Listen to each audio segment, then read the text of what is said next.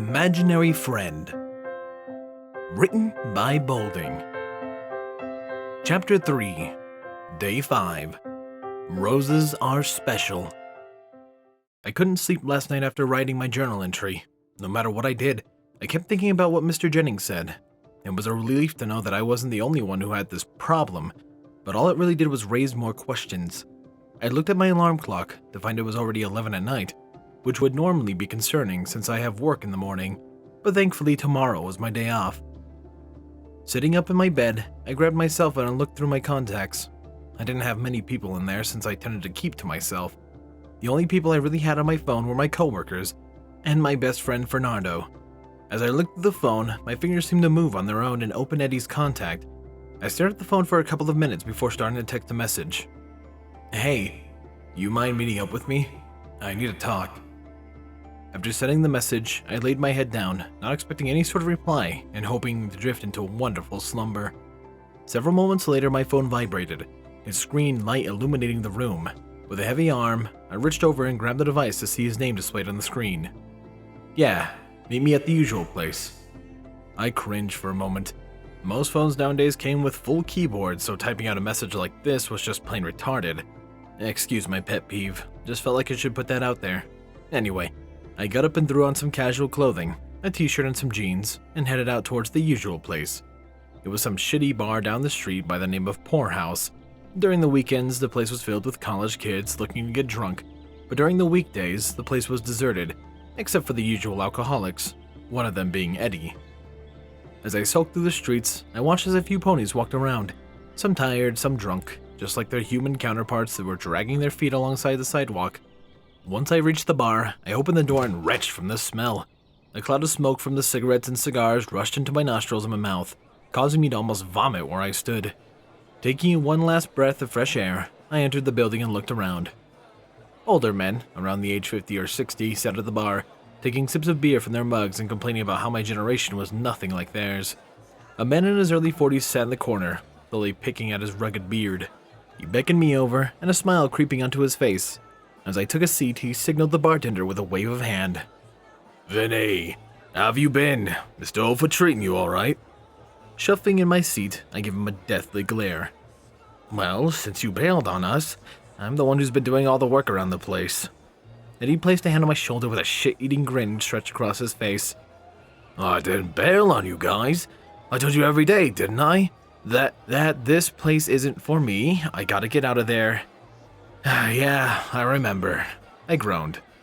"I just didn't think you would do it." Before I could get any further into it, a familiar face popped up over my shoulder. "Is he crying again?" Placing my hand over his face, I shoved him back into the table behind me and withheld my chuckle. The scruffy-looking guy picked himself up and wiped the dust off his clothes before taking a seat next to me. "What are you doing here, Fernando?" I said, scooting over to give him more room. Fernando is a special character. Not Pinky special, but special nonetheless. If there was anyone who I could rely on with a pickle, it was this disheveled man. "Eddie told me you needed to talk about something." His cheery expression quickly dissipated, only to be replaced by a glare.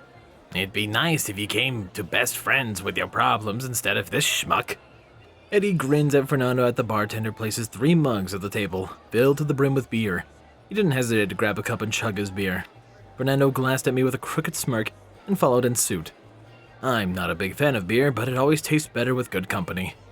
I grabbed the mug and proceeded to down the bitter liquid, trying my best to match their speed, slamming the cup down on the table. I gasped for air. The 2 guys rolled their eyes at my pathetic display. "So, what's up, Vinny?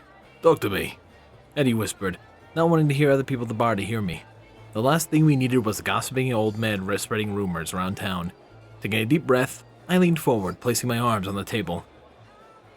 "Mr. Olfa made me the baker." Eddie's eyes widened in surprise. "He's closing the place down, isn't he? Fuck, I knew the place was going to shitter once I left, but..." Raising my hand up, I interrupted him. "On the contrary, we're actually pulling in more business than before." I swear, if it were possible, Eddie's eyes would have popped out of his head. "Way to go!" Fernando's smile couldn't be any wider as he slammed his hand against the back in celebration. "Hey, barkeep, open a tab and give us some tequila." Eddie leaned towards me and the look of pure malice plastered across his face. What you trying to say, Vinny? He asked with a hint of sarcasm in his voice. He's trying to say you're a shit baker, Fernando joked, playfully pushing him back. Eddie chuckled as he patted my shoulder with a grin. I'm just fucking with you, man. That's good to hear. I never expected you to be a baker. Neither did I muttered under my breath. The credit really belonged to Pinky, but they couldn't find out about that. To be honest, I think they'd be more concerned about why I was seeing and hearing Technicolor equines over how one taught me to bake bread and cakes. The thing is, I wanted to talk to you about this, Kibble. Eddie's happy mood evaporated as the sound of the name. You mean the old man? That bastard hasn't croaked yet. I tilted my head, taken aback by the statement. This is the first time I ever heard Eddie having any resentment towards Mr. Jennings. As the bartender placed the bottle of tequila and 3 shot glasses down on the table, I regained my composure. No, I never knew you had beef with the guy. Eddie grabbed the bottle of Mexican poison and began pouring a shot glass before passing them out. Don't get me wrong, I don't hate the guy, but if he were to die tomorrow, I wouldn't miss him. Well, there went the plan of finding anything about Kibble. With a flick of the wrist, he downed a bitter liquid and grunted, trying to keep it down. As we clinked our glasses and toast, I stared at the drink. I'm not a big drinker, so that stuff would hit my head pretty hard and fast, but tomorrow was a day off, so I didn't really care. Lifting my head up, I downed the bitter liquid and resisted the urge to puke. Now, as I said before, I'm not a big drinker, but I'm pretty sure any person that downed 6 shots of tequila, 3 mugs of beer, and a glass of whiskey on the rocks would pretty much be fucked up. I don't remember how much about the rest of the night, but I do remember one thing. As I was stumbling out of the bar trying to find any fixated object to hold me up, I noticed something. One of the few ponies that were still lurking around the streets caught my eye. I couldn't make out her coat color or anything, but I did notice her eyes. Those Tangelo-tinted eyes locked onto me and, for a moment, I felt as the time stopped. We stood there for a couple of minutes before Fernando broke my line of sight, screaming something about mother's back pimple. I'll be honest, I'm glad I don't remember that. When I woke up in the morning, I performed my usual morning routine and headed outside and head down to the pharmacy. I have to say, the sun is one of hungover man's worst enemy, but nothing will beat the infamous Pinkie Pie. Her voice made nail-scratching chalkboards seem like paradise. Morning, Vinny! I covered my ears and shook my head. Pinkie, please keep your voice down. I have a massive headache. Okay, she exclaimed, her volume level still staying the same. By the way, Kibble wants to see you as soon as possible. My heart sank upon about hearing about that. The fact that Pinkie was being used as a middleman, or middle mare, whatever you want to call it, seemed a bit jarring. But I shrugged it off and made my way toward the old man's apartment anyway. Standing at the door, I gave it a few sharp knocks and waited. For a moment there was nothing but silence. The sound of his wooden cane hitting the floor made me jump a bit. I had expected the worst with his old age. Rennie, please come in. The smell that I called old people home washed over my nose as I entered the apartment and took a seat. Kibble took some time to return to his seat with some difficulty in the walking department. Pinkie Pie bounced on around him with his venture, spitting out words of encouragement along the way. Come on, Kibble, you're almost there. The old man put on a scowl that could scare off any man. Even I debated on dashing out of there. Pinkie, I can see how far I am from the freaking couch. I don't need your view on it. I tried my hardest to suppress a chuckle, but it was rather hard. Mr. Jennings finally reached his destination, but not before taking another 5 minutes to sit down on his seat. I offered him to help, but all it did was aggravate him further. I can take care of myself. I've been doing it for 62 years, and I could do it for another day. He barked, swatting my hand away. Backing up, I took a seat and waited for him to finally plop his ass on the seat. He looked at the table and groaned. I forgot the tea.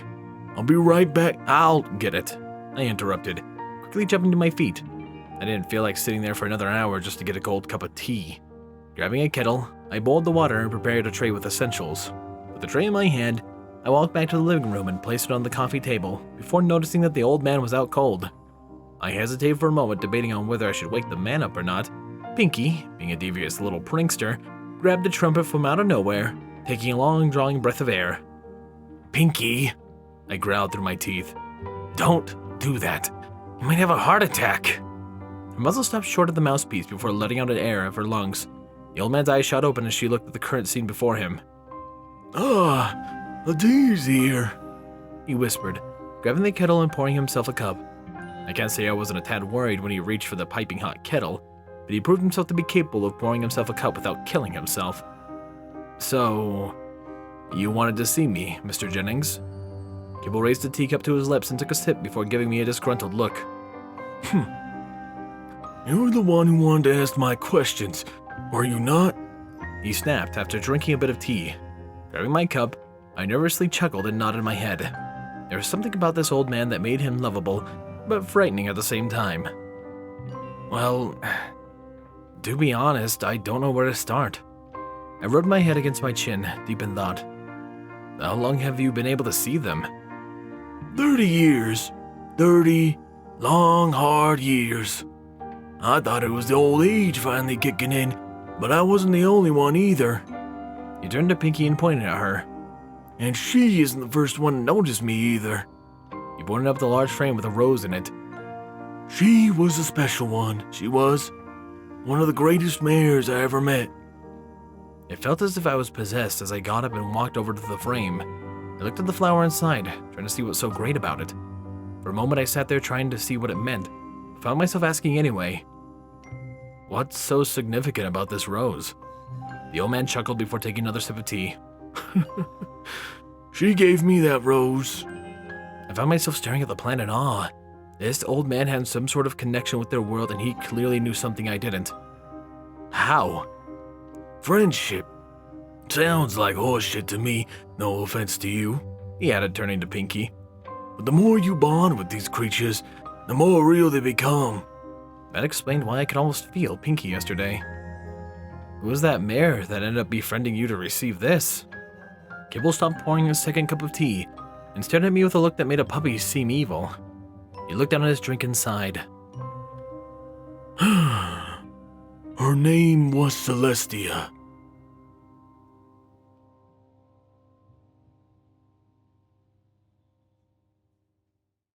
There we go. An interesting development, and I can't wait to see more of this. I'm glad to finally, I think I got most of my series back on track for my general schedule. What else I would like to keep on scheduled, because I love them, are my wonderful Patreons. Thank you, my tier 1 Patreons, Squall, Windfeather, Rainflicker, Starlight Blaze, Dreamless Portal, Thine Tiny Equine, and Stewhex. My tier 2 Patreons, Chase LeMaster, Sword Brother and Morded, Solus, HKH4 aka Texture, and the Animated Ghost. And of course a large thank you to Silent Titan. That aside, however, this has been Firehearth. Have a wonderful day.